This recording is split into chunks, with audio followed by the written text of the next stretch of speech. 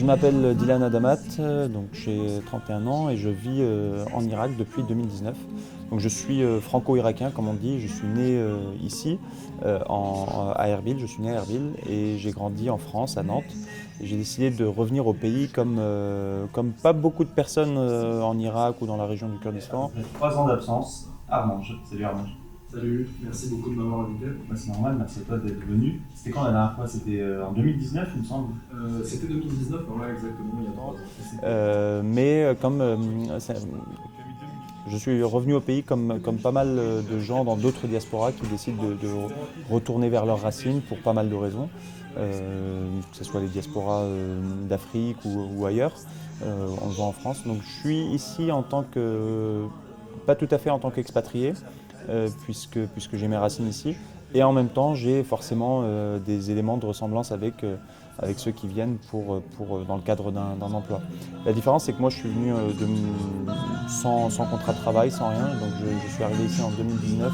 On écoute ça, on fait honneur à Enrico Macias. Et puis, je suis ensuite dans un style un peu similaire, Dalida. Oui, c'est ça. Ouais. Les paroles. À tout de suite sur Radio Micro. Mon pays. Sans travail, sans avoir de contrat. Et j'ai décidé de m'installer ici et de construire petit à petit une nouvelle vie ici. On pourrait appeler ça une remigration finalement.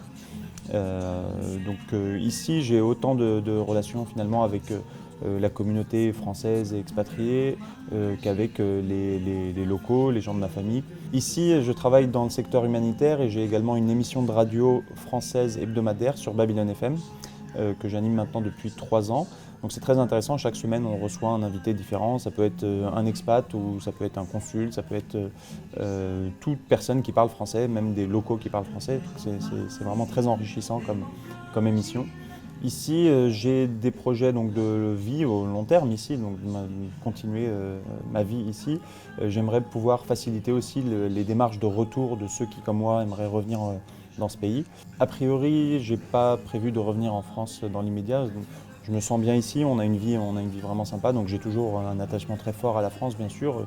Tous mes amis sont là-bas, voilà, c'est un lien qui restera malgré cette démarche de retour au pays.